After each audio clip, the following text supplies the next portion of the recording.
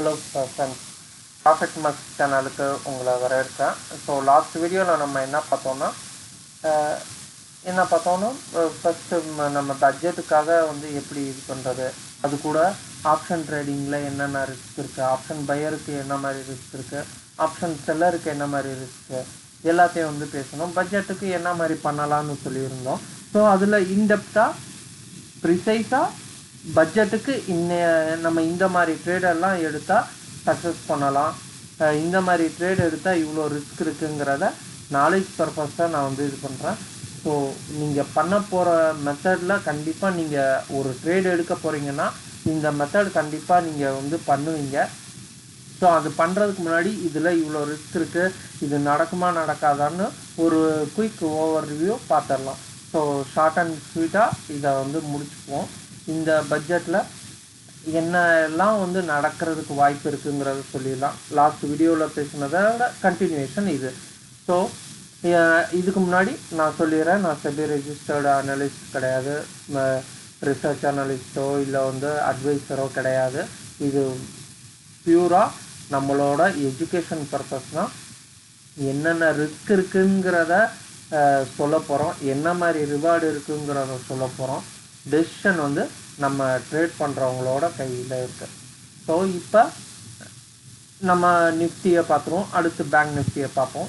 So bank நிஃப்டியில் ஒன்றும் நம்ம பெருசாக பண்ண போகிறதில்ல, ஏன்னா பேங்க் நிஃப்டி 30ஆம் தேதியோடு இந்த மாதம் 30ஆம் தேதி கான்ட்ராக்ட் முடிச்சிருச்சுன்னா அடுத்த மாதம் கான்ட்ராக்ட் தான், பிப்ரவரி லாஸ்ட் வீக் தான் கான்ட்ராக்ட் முடியும். ஸோ அதனால் பேங்க் நிஃப்டி யாரும் பெருசாக ஃபோக்கஸ் பண்ண மாட்டீங்க. நிஃப்டியும் சென்செக்ஸும் தான் ஃபோக்கஸ் பண்ணுவோம் ஆப்ஷன் ட்ரேடராக இருக்கும்போது. ஸோ நம்ம இப்போ என்ன பண்ணிடுவோம், டேரெக்டாக வீடியோக்குள்ளே போயிடலாம். லாஸ்ட் வீடியோவில் சொல்லியிருந்தோம் ஆப்ஷன் பையருக்கு ஒரு எட்ஜ் இருக்குது, ஆப்ஷன் செல்லருக்கு ஒரு எட்ஜ் இருக்குதுன்னு சொல்லியிருந்தோம். இப்போ அதை திரும்ப சொல்லிடுறோம். இப்போ ஆப்ஷன் பையர்னால் இந்த மூமெண்ட்டு நடந்தால் மட்டும்தான் நம்மளுக்கு ஆப்ஷன் பையருக்கு உண்டான இது இருக்கும்னு சொல்லியிருந்தேன். ஒரு நிமிஷம்.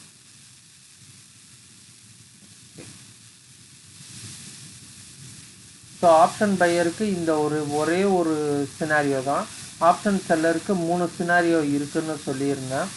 ஆப்ஷன் பையருக்கு இந்த ஒரு மூமெண்ட்டு நடந்தால் மட்டும்தான் ப்ராஃபிட்டுங்கிறது வரும். அது அப்புன்னா கால் எடுப்போம், டவுனுன்னா புட் எடுப்போம், புட் பை பண்ணுவோம். ஸோ இது 2 மட்டும்தான் நம்ம பண்ண போகிறது ஆப்ஷன் பையருக்கு. ஆனால் ஆப்ஷன் செல்லருக்கு இந்த 3 ஒரு ப்ராஃபிட்டபிளாக தான் கொடுக்கும். ஏன் ஆப்ஷன் செல்லருக்கு ஆப்போசிட் டைரக்ஷனை நான் செலக்ட் பண்ணுறேன்னா, நம்ம காலை செல் பண்ணோன்னா ஆப்போசிட்டில் போகணுன்னா கீழே போகிறது எல்லாமே ஆப்போசிட் டைரக்ஷன்னு சொல்லுவோம். இப்போ இதை ரியல் எக்ஸாம்பிளில் பார்த்துருவோம். ஸோ நிஃப்டி நேற்று எடுத்ததே நான் சொல்கிறேன். நிஃப்டி 23,100 கிட்ட இருக்குது. 23,100 காலோ 750 புட்டோ நம்ம பை பண்ணுறோம்.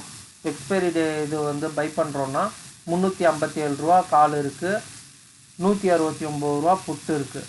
ஸோ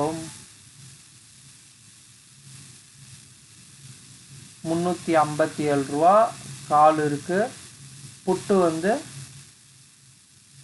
169 ரூபா புட்டு இருக்குது. நான் ஏன் தூரமாக இருக்கிறது தான் எடுத்திருக்கணும். புட்டு 299 ரூபா இருக்குது. சாரி,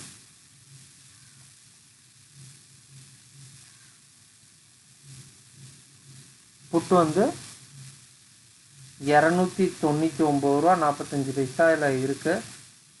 அதாவது 23,100 கால் புட்டு.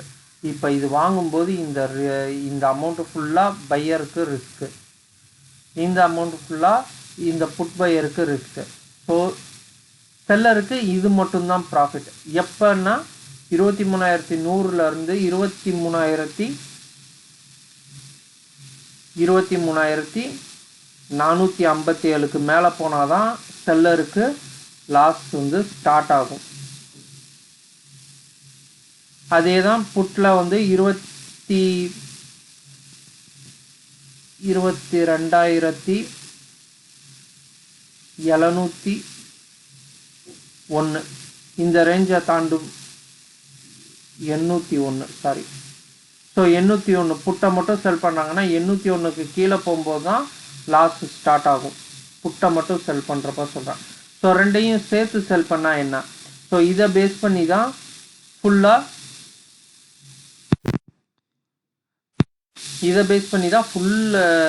எல்லாமே வந்து நம்மளுக்கு இதாக இருக்குது. நம்ம அதை என்னன்னு பார்க்கலாம், டீட்டெயிலாக பார்க்கலாம். ஸோ ஆப்ஷன் பையிங் செல்லிங் எப்படி பண்ணலாம்?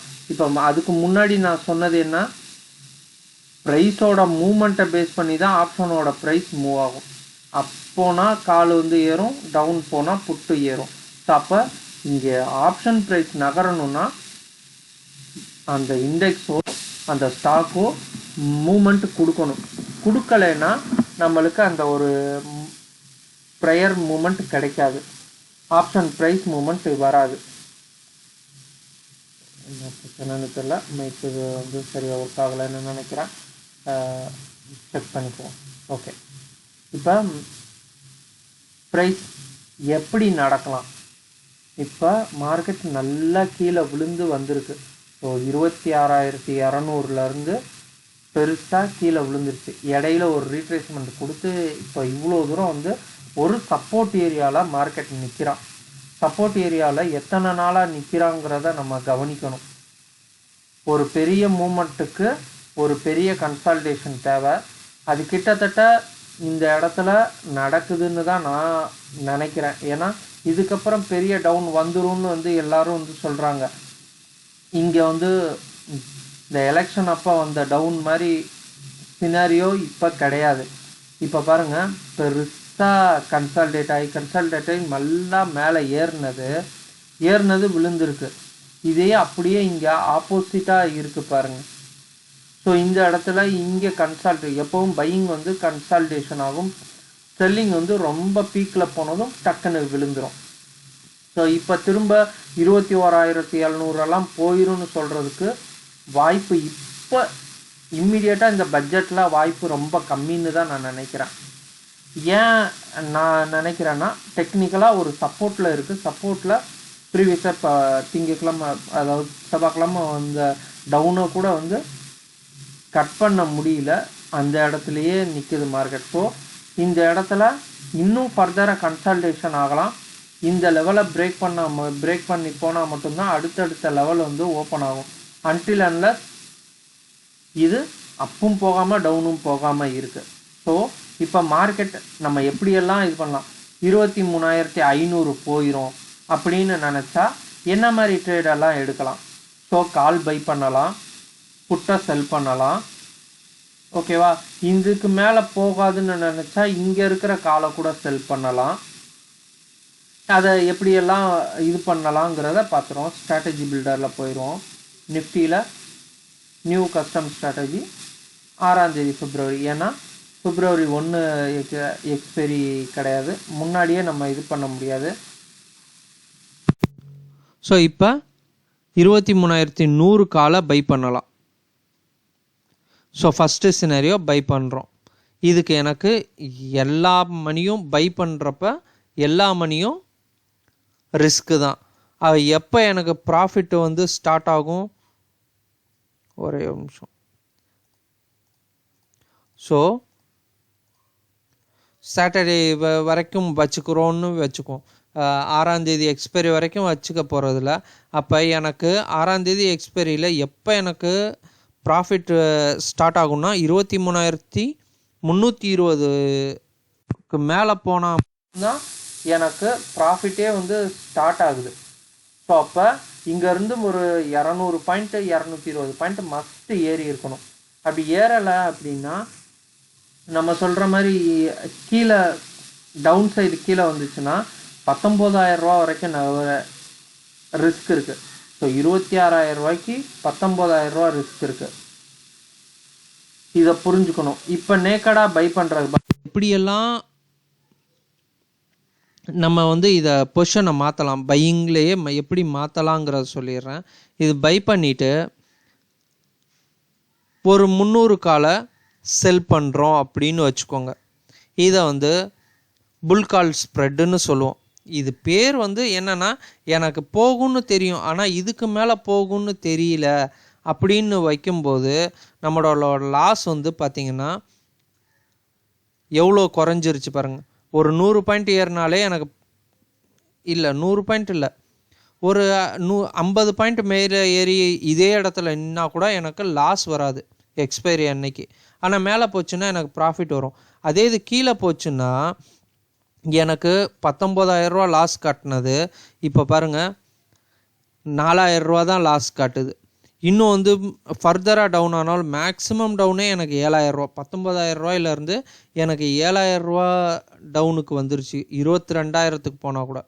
ஸோ இதுக்கு ஃபண்டு தேவை வந்து 61,000 தேவை. லாஸ்ட்டு வந்து பார்த்தம்போது 20 கொஞ்சம் ஃபண்டு அதிகமாக தேவை, ஆனால் ரிஸ்க்கு குறையுது. இதை வந்து புல்கால் ஸ்ப்ரெட்டுன்னு சொல்லுவாங்க. இதே இது வந்து நான் இன்னொரு சினாரியோ சொன்னேன், ஞாபகம் இருக்கா? 23,500க்கு மேலே எனக்கு போகாது அப்படிங்கும்போது நான் இந்த இடத்துல இதே இது வந்து பை பண்ணுறேன். எனக்கு 13,000 தான் வந்து தேவைப்படுதுன்னு இருக்கும்போது இதை வந்து செல் பண்ணிடுறேன்னு வச்சுக்கோங்க.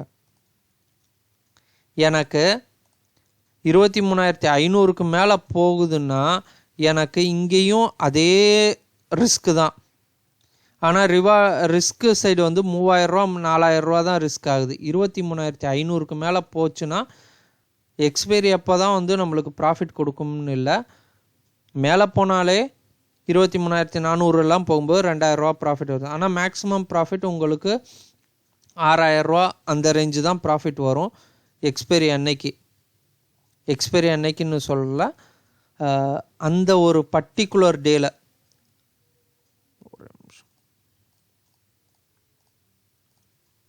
Saturday okay. ஸோ 23,300 போகணும். சாட்டர்டே நம்மளுக்கு வந்து பட்ஜெட் இருக்குது, அதை வந்து சொல்கிறேன். மேக்ஸிமம் பட்ஜெட்டுக்கு 4,500 தான் உங்களுக்கு லாஸே வந்து வரும். ஸோ அதே இது வந்து உங்களுக்கு ப்ராஃபிட்டுன்னு மேலே ஏறிச்சுன்னா ஒரு டீசெண்டான ப்ராஃபிட் கிடைக்கிறதுக்கு வாய்ப்பு இருக்குது. மார்க்கெட்டை அப்படியே அப் ஆகணும். ஓகேவா? ஸோ இப்போ இந்த ரேஞ்செல்லாம் போயிடுச்சுன்னா உங்களுக்கு கன்ஃபார்ம் ப்ராஃபிட் வர்றதுக்கு உண்டானதுக்கு இதுக்கு வந்து 48,000 சம்திங் தேவை ஃபண்டு இருக்கணும்னா, இந்த ட்ரேடை நீங்கள் ஹோல்ட் பண்ணணுன்னா. நல்லா புரிஞ்சுக்கோங்க. இது வந்து 6th February கான்ட்ராக்டு. இது வந்து கொஞ்சம் தூரமாக இருக்குது. எனக்கு மேலே போகணும்னு தெரியும், ஆனால் அதில் டவுட் இருக்குன்னா இந்த மாதிரி ட்ரேடு எடுக்கிறோம். இதுவும் ஒரு புல்கால் ஸ்ப்ரெட்டு தான். அடுத்து எனக்கு கன்ஃபார்மாக மேலே போகும்னு தெரியும், ஆனால் எனக்கு டவுன் சைடு வந்து கொஞ்சம் தான் போகும் அப்படின்னு வந்து எதிர்பார்த்தோன்னா இப்போ 22,500க்கு கீழே மார்க்கெட் போகாது அப்படின்னு நம்ம நினச்சோன்னா அதே இது வந்து 22,500 புட்டை செல் பண்ணிவிட்டு 22,300 புட்டை பை பண்ணோம். அது வந்து 200 புட்டை செலக்ட் பண்ணலாம், 400 புட்டை செலக்ட் பண்ணலாம். தூரம் போக போக ரிஸ்க்கு வந்து அதிகமாகும். ஸோ இப்போ நல்லா பாருங்கள், 22,400க்கு மேலே இருக்கும்போது உங்களுக்கு ப்ராஃபிட் வர ஆரம்பிச்சிரும் எக்ஸ்பைரி டே அன்னைக்கு. இது சண்டே 26 இருக்குது, நான் இதை வந்து சாட்டர்டே ஃபஸ்ட்டுன்னு. ஸோ இங்கே வந்து உங்களுக்கு ரிஸ்க்கு வந்து ரொம்ப கம்மி. ஆனால் உங்களுக்கு 22,500க்கு மேலே மார்க்கெட் எப்போ நின்னாலும் ஃபிக்ஸடாக இந்த காசு வந்து வரும். ஸோ என்னென்னா மேக்ஸிமம் ப்ராஃபிட் 2,560 மேக்ஸிமம் லாஸ் ஏன் 12,000 காட்டுதுன்னா உங்களுக்கு புட்டை தான் நீங்கள் வந்து செல் பண்ணுறீங்க.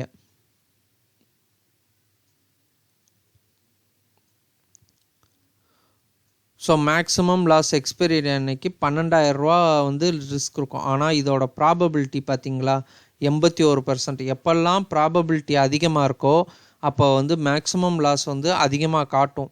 ஆனால் ப்ராபபிலிட்டி நடக்கிற இந்த ப்ராஃபிட் நடக்கிற ப்ராபபிலிட்டி ரொம்ப அதிகமாக இருக்கும். எப்போவும் ஒன்று மட்டும் தெரிஞ்சுக்கோங்க, இந்த ஆப்ஷன் இதில் ப்ராபபிலிட்டி அதிகமாக இருந்துச்சுன்னா ரிஸ்க் அதிகமாக இருக்கும். அதுக்காக ரிஸ்க் நடந்துரும்னு இல்லை, ப்ராபபிலிட்டி ரொம்ப கம்மியாக இருந்துச்சுன்னா ரிஸ்க்கு வந்து ரொம்ப கம்மியாக இருக்கும். இதே தான் நான் வந்து டிஃப்ரெண்ட்டாக காட்டுறேன் பாருங்கள். இந்த புட்டுக்கு பதிலாக நான் 23,500க்கு மேலே வந்து போகும்னு வந்து சொல்லி எதிர்பார்த்து 23,500 புட்டை பை பண்ணிவிட்டு 23,900 புட்டை வந்து நான் செல் பண்ணுறேன், மேலே போகும்னு வந்து இது பண்ணால், இப்போ பார்த்தீங்களா ரிஸ்க்கு வந்து 8,000 தான். அங்கே 12,000 கட்டணும், அங்கே 2,000 தான் ப்ராஃபிட் வந்துச்சு. இங்கே ப்ராஃபிட் வந்து 21,000 காட்டுது. இப்போ 21,000 காட்டுது. ஸோ 1:3 கிட்டத்தட்ட 3 மடங்கு வந்து ப்ராஃபிட் வரும் அப்படின்னு நினைப்பீங்க. கான்செப்ட் ஒயில் வந்து இந்த ட்ரேடுக்கு ரிஸ்க் ரிவார்டு அதிகம்னு வந்து நினைப்போம். ஆனால் ப்ராபபிலிட்டி பார்த்தீங்கன்னா 28% தான் ப்ராபபிலிட்டி. இது நடக்கிறதுக்கு உண்டான ப்ராபபிலிட்டி இருக்குது. ஸோ ப்ராபபிலிட்டி குறைய குறைய ரிவார்டு அதிகமாகும். ப்ராபபிலிட்டி அதிகமாக ரிஸ்க் அதிகமாகும். அதுக்காக ரிஸ்க்கு மட்டும்தான் அங்கே இருக்குன்னு வந்து அர்த்தம் கிடையாது. So end of the day market, நம்ம இந்தியன் மார்க்கெட் மேலே தான் இருக்கும். இப்போ பை பண்ணுறதுல என்ன ஒரு ரிஸ்க் இருக்குன்னு, நான் 23,500 காலையே பை பண்ணிட்டேன், 180 ரூபாயில் இருக்குது. இப்போ 23,500 போகலைன்னா இது ஃபுல்லாக எனக்கு ரிஸ்க்கு. ஆனால் ஒரு மாதம் கழித்து எனக்கு இதே 23,500 வர்றதுக்கு வாய்ப்பு ரொம்ப அதிகம். அப்போ நான் ரோல் ஓவர் பண்ணுறேன் அப்படின்னு வச்சுக்கோங்க. நான் 23,500 பை பண்ணது என்ன ப்ரைஸு, 180 ரூபாய்க்கு பை பண்ணியிருப்பேன். அதே ஒரு மாதம் கழிச்சா, அந்த மாதம் எண்டுலேயே 27 பிப்ரவரி அதே ஸ்ட்ரைக் ப்ரைஸ் வந்து பாருங்கள் 341 ரூபா. ஜீரோ ஆனதுக்கப்புறம் திரும்ப 341 ரூபாய்க்கு தான் நம்ம செல் பண்ண வேண்டியது வரும், அதே இடத்துல மார்க்கெட் நின்னாலும். ஸோ இங்கே தான் பையருக்கு உண்டான ரிஸ்க் அதிகமாக இருக்குது. இதே இது வந்து செல்லர் எப்படி ரோல் ஓவர் பண்ணுவான்னா, அவங்களுக்கு ஃப்யூச்சருங்கிற கணக்கில் போயிடும்.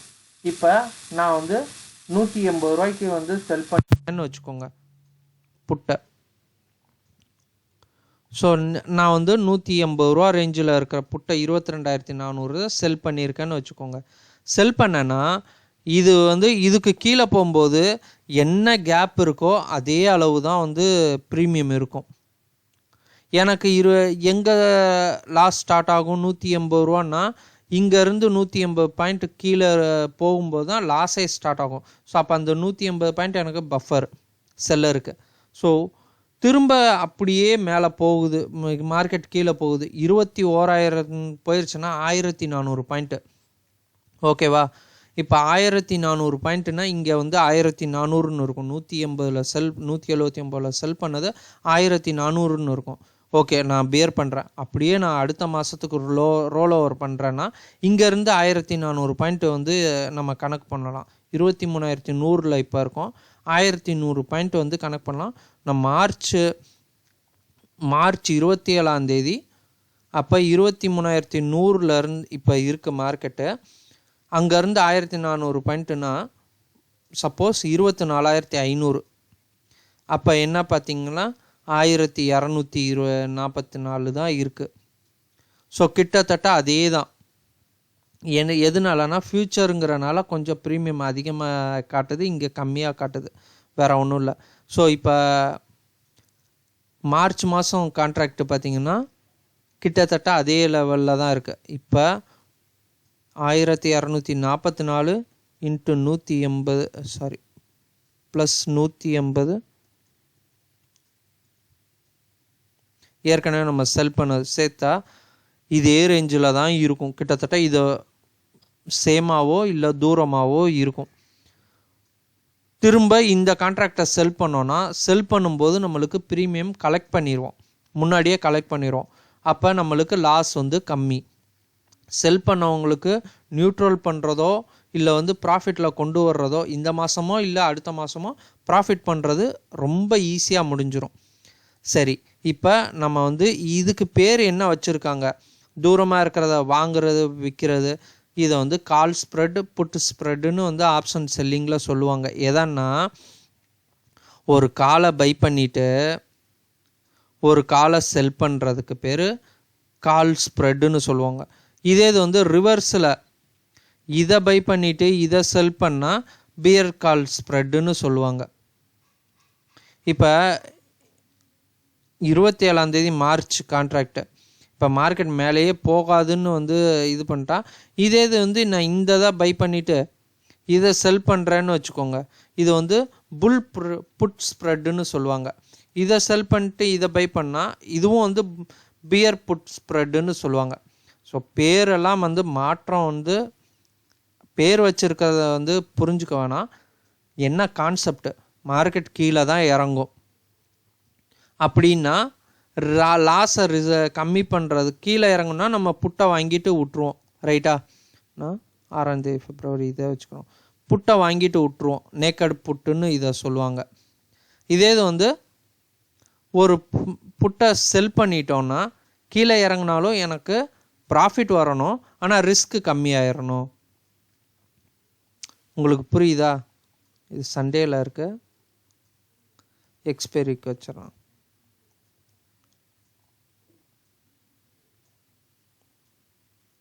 ரீசெட் பண்ணிட்டோன்னா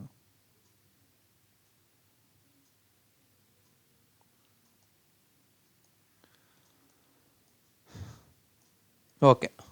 ஸோ இப்போ மார்க்கெட்டு எனக்கு கீழே தான் போகுது, ஆனால் எனக்கு ரிஸ்க் வந்து கம்மியாயிடணும்னு நினைக்கும்போது இந்த எனக்கு ப்ரீமியம் கிடைக்கும். இப்போ 36,000 ரிஸ்க்கு, ஆனால் மேலே போகும்போது 59,000 70,000 கிட்ட வந்து கீழே போனால் ப்ராஃபிட் வருது. இதே இது வந்து நான் இதை எடுக்கலை அப்படின்னா எனக்கு 53,000 ரிஸ்க் இருக்குது. இதை நான் வந்து இதை செல் பண்ணுறனால எனக்கு ரிஸ்க் கம்மியாகுது, ரிவார்டும் அதிகமாகுது. புரியுதா உங்களுக்கு? ஸோ இப்படி தான் ரிஸ்க் அண்ட் ரிவார்டை மேனேஜ் பண்ணுறதுக்கு. இதே இது வந்து ஸ்ட்ராடல்னு சொல்லுவாங்க, இது வந்து ஷார்ட் ஸ்ட்ராடல்னு சொல்லுவாங்க. காலையும் செல் பண்ணிவிட்டு புட்டையும் செல் பண்ணுறதுக்கு ஷார்ட் ஸ்ட்ராடல்னு சொல்லுவாங்க. இதே இது வந்து காலையும் பை பண்ணிவிட்டு புட்டையும் பை பண்ணிட்டா லாங் ஸ்ட்ராடல்னு சொல்லுவாங்க. இதே ஸ்ட்ராங்கிள்னால் என்னென்னா, தூரமாக இருக்கிற தூரமாக இருக்கிற புட்டையும் பை பண்ணிவிட்டு தூரமாக இருக்கிற காலையும் பை பண்ணால் இதுக்கு பேர் வந்து லாங் ஸ்ட்ராங்கிள்னு சொல்லுவாங்க. இப்போ பேரெல்லாம் வந்து என்னன்னா, இந்த ரேஞ்சுக்குள்ளே தான் மார்க்கெட் இருக்க போகுது, இல்லை இந்த ரேஞ்சை விட்டு வெளியில் போகிறது. ரேஞ்சுக்குள்ளே மார்க்கெட் இருக்குன்னா செல் பண்ணுறது, ரேஞ்சை விட்டு வெளியில் போகுதுன்னா மார்க்கெட் வந்து பை பண்ணுறது. இப்போ நம்ம இந்த ஸ்ட்ராட்டஜி இதெல்லாம் வந்து புரியுது அவங்களுக்கு, மார்க்கெட்டில் என்ன நடக்க போகுது அப்படிங்கிறத வந்து புரிஞ்சுக்கிட்டு தான் இந்த ஆப்ஷனை நம்ம செலக்ட் பண்ணுவோம். அயன் காண்டர், பட்டர்ஃப்ளை இதெல்லாம் இப்படி தான் வந்தது. இப்போ மார்க்கெட் என்ன பண்ண போகுதோ அதுக்கேற்ற மாதிரி ட்ரேட் எடுக்க போகிறோம். இப்போதைக்கு 23,600க்கு கீழே வந்து போகிறது வந்து ரொம்ப கம்மி, பாசிபிலிட்டி கம்மி. போனாலும் தொட்டுட்டு திரும்ப மேலே ஏறி முடிகிறதுக்கு வாய்ப்பு இருக்குது. ஸோ நம்மளுக்கு ஆப்ஷன் பையராக இருந்தால் அந்த சினாரியோ நடந்தால் மட்டும்தான் இது. இப்போ இந்த இடத்துல தொட்டுட்டு போனால் கூட, இங்கே நின்னா கூட நம்மளுக்கு ப்ராஃபிட் வந்துடும் 23,600 புட்டை செல் பண்ணிட்டா. ஸோ இப்போ நம்ம 23,600 புட்டு, இது ஒரு வாய்ப்பு. 22,600 புட்டை செல் பண்ணிடுறோம். இப்போ செல் பண்ணோன்னா 9,000 எனக்கு ப்ராஃபிட் கிடைக்கும். ஆனால் கீழே இறங்கும்போது எவ்வளோ அன்லிமிட்டட் ரிஸ்க் இருக்கும். ஸோ இந்த அன்லிமிட்டட் ரிஸ்க்கை குறைக்கிறதுக்காக இதை வந்து பை பண்ணிடுறோம்.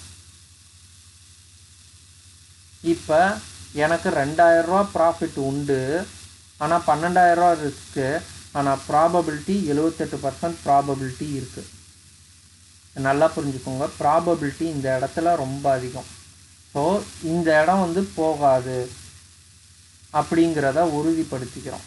இது ஒரு வழி. இல்லைப்பா, ஒரு ரேஞ்சுக்குள்ளே தான் மார்க்கெட் வந்து இருக்க போகுது அப்படின்னா நம்ம 23,100 காலையே வந்து 100 புட்டையும் செல் பண்ணிடுறோம். ஆனால் இங்கேயும் வந்து ரிஸ்க் அன்லிமிட்டடாக இருக்குது. 42,000 மேலே போனாலும் வந்து ரிஸ்க் இருக்குது. அப்போ 23,600க்கு கீழே போகாதுன்னு சொன்னோமா, அங்கே ஒரு பை. 23,500க்கு மேலே போகாது அப்படின்னு வந்து சொன்னோமா, அங்கே ஒரு பை. ஒரு காலை செல் பண்ணிவிட்டு ஒரு காலை பை பண்ணியிருக்கோம், ஒரு புட்டை செல் பண்ணிவிட்டு ஒரு புட்டை பை பண்ணியிருக்கோம். இதுக்கு பேர் வந்து அயன் காண்டர்னு சொல்லுவோம், இல்லை வந்து பட்டர்ஃப்ளை. அது வந்து ஒரு சின்ன சின்ன சேஞ்சஸ் தான் இருக்கும். அப்போ இந்த ரேஞ்சுக்குள்ளே இருக்கிற வரைக்கும் எனக்கு நிலையாக ஒரு லாபம் வரும். இந்த ரேஞ்சு தாண்டும் போது தான் மேக்ஸிமம் ரிஸ்க் என்னென்னா, எக்ஸ்பைரி டேட் அன்னைக்கு 11,000 ரிஸ்க்கு. அப்சைடு போகும்போது 3,000 தான் ரிஸ்க் இருக்குது, 3,900 தான் ரிஸ்க் இருக்குது. ஆனால் ரிவார்டுன்னு வந்தால் 26,000 ரிவார்டு வரும். இது ப்ராபபிலிட்டி கம்மின்னு வந்து காட்டும் உங்களுக்கு. எப்பெல்லாம் நான் சொன்னது, எப்போல்லாம் ரிஸ்க் அது அதிகமாக இல்லையோ ப்ராபபிலிட்டி கம்மியாயிரும்னு சொன்னது. ஸோ இந்த மெத்தடில் ஒரு ட்ரேட் எடுக்கலாம். இல்லைப்பா என்ன தான் மேலே போனாலும் கீழே வந்துடும், டவுனில் தான் இருக்குன்னா, நம்ம இதை மட்டும் வந்து புட்டை மட்டும் வந்து டெலீட் பண்ணிவிட்டு காலை மட்டும் இது பண்ணலாம். ஸோ இந்த இடத்துல 16,000 ரிஸ்க்கு, 13,000 ப்ராஃபிட், 13,000 ப்ராஃபிட் வரும். இது 50-50 தான், ஏன்னா நம்ம ஒன் சைடடாக இருக்கும் காலை செல் பண்ணுறது. ஸோ இவ்வளோ வழிமுறைகள் இருக்குது நம்ம ட்ரேட் எடுக்கிறதுக்கு. இல்லை எனக்கு எப்படி இருந்தாலும் எனக்கு ப்ராஃபிட் தான் வரணும், ரிஸ்க்கே எனக்கு சுத்தமாக வேணாம் அப்படின்னு நீங்கள் நினச்சிங்கன்னா, நம்ம பையராக இருக்கக்கூடாது, செல்லு தான் வந்து இருக்கணும். அதுக்கேற்ற மாதிரி ஒரு சில ட்வீக்ஸ் பண்ணுவோம். ஓகேவா? இப்போ என்ன பண்ணிடுவோம், எனக்கு லாங் டேர்மில் மார்க்கெட் மேலே தான் போகுதுன்னு வந்து தெரிஞ்சிருச்சா. ஸோ எனக்கு மார்ச் மாதம் கான்ட்ராக்டு இன்னும் ஓப்பன் ஆகலை. மார்ச் மாதம் கான்ட்ராக்ட் ஓப்பன் ஆகலை. 6ஆம் தேதியில் 27ஆம் தேதி மார்ச் கான்ட்ராக்ட், 27, அதாவது மார்ச் எண்டு கான்ட்ராக்ட். நான் வந்து 1,500 பை பண்ணிடுறேன். ஓகேவா? இதே இது வந்து நான் 6 February அன்னைக்கு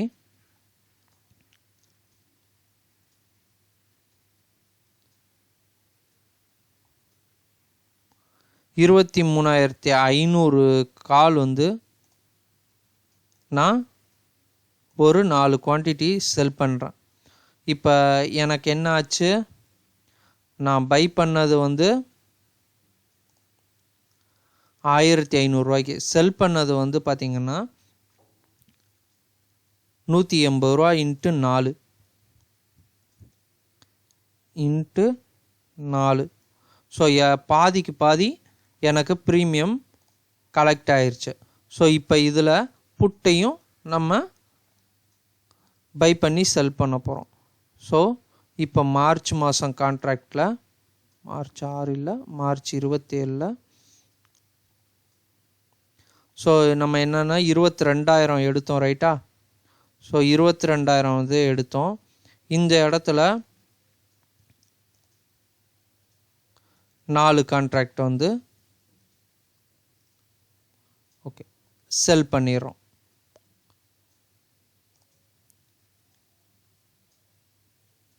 இப்போ நம்ம 6 February வந்துட்டு 22,000 கால் ரிஸ்க் இருக்கக்கூடாதுங்கிறதுக்காக 4 பை பண்ணிடுறோம். இப்போ எனக்கு ஓவரால் அன்லிமிட்டட் இப்போ காட்டும். 6ஆம் தேதிக்கு வச்சுரும், இல்லை 1ஆம் தேதியே வைப்போம், 1ஆம் தேதி Februaryக்கு. ஸோ 22,000 போகும்போது எனக்கு 22,000 போச்சுன்னா 44,000 ரிஸ்க் இருக்கும். ஓகேவா? என்னோடய பிரேக் இவன் 22,700 போனால் கூட எனக்கு ரிஸ்க் கிடையாது. ஆனால் இதுக்கு மேலே நின்னா கூட எனக்கு பாருங்கள் 26,000 28,000 கிட்ட வந்து எனக்கு 30,000 ப்ராஃபிட் இருக்குது. இதில் நான் இன்னும் வந்து ரிஸ்க்கை கம்மி பண்ணணும்னு நினச்சேன்னா ரிஸ்க்கு கம்மி பண்ணுறேன் பாருங்கள். 22,300 காலோ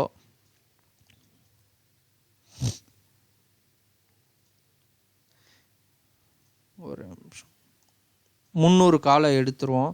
என்னோட ரிஸ்க்கு பார்த்தீங்கன்னா வெறும் 10,000 தான். 22,300 போனால் கூட 10,000 தான் ரிஸ்க்கு. ஆனால் 22,500 வந்து நின்னா கூட எனக்கு ப்ராஃபிட் தான். 6,000 ப்ராஃபிட் காட்டுது பாருங்கள். ஸோ இப்படி நம்ம எடுத்தோம்னா இப்போ 23,000 நின்னா கூட எனக்கு 32,000 ப்ராஃபிட் வருது. 22,500 வந்தால் கூட 5,000 ப்ராஃபிட் வருது. 23,400 போனால் கூட எனக்கு கிட்டத்தட்ட வந்து 23,600 மேலே தான் எனக்கு லாஸே ஸ்டார்ட் ஆகுது. ஸோ இப்படி நம்ம எடுக்கணும். ஆனால் இதுக்கு கேபிட்டல் கொஞ்சம் அதிகமாக தேவை. ஏன்னா ஆப்ஷன் செல்லர். ஸோ இது அன்லிமிட்டடுங்கிறத மறந்துடுங்க. ஏன்னா நம்ம February 1 இதுக்கு மேலே போனால் நம்மளுக்கு மினிமம் லாஸ் தான் ஸ்டார்ட் ஆகும்.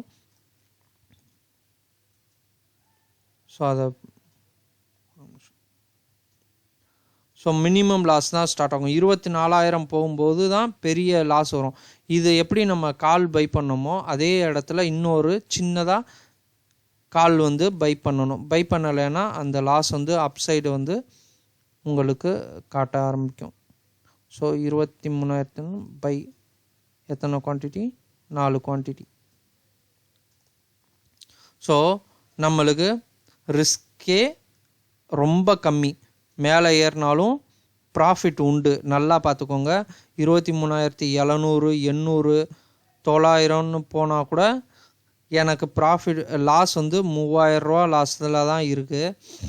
ப்ராஃபிட் வந்து ஒரு கட்டத்துக்கு மேலே 24,100 1000 பாயிண்ட் 2,000 பாயிண்ட் ஏற ஆரம்பிச்சிருச்சுன்னா ப்ராஃபிட் வர ஆரம்பிச்சிடும்.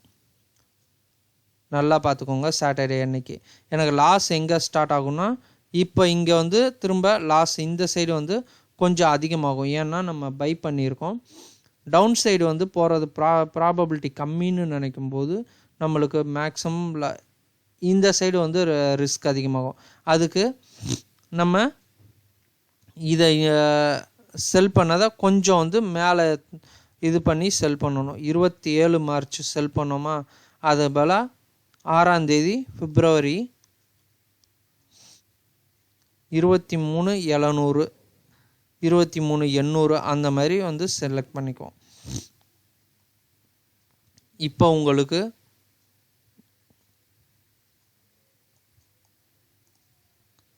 ஸோ ஒரு சின்ன சின்ன சேஞ்சஸ் பண்ணி பார்க்கும்போது நம்மளுக்கு நிறைய டிஃப்ரென்ஸ் இருக்குது. இதை நம்ம பார்த்துட்டு ட்ரேட் எடுங்க. யாரை எடுத்தாலும் சரி இதை பார்த்துட்டு ட்ரேட் எடுங்க. உங்களுக்கு நல்ல ஒரு ரிசல்ட் கிடைக்கும். ஸோ மார்க்கெட் எந்த பக்கம் போகுதுன்னு பார்த்துட்டு நீங்கள் ஸ்ட்ராட்டஜி பில்ட் பண்ணி பாருங்கள்.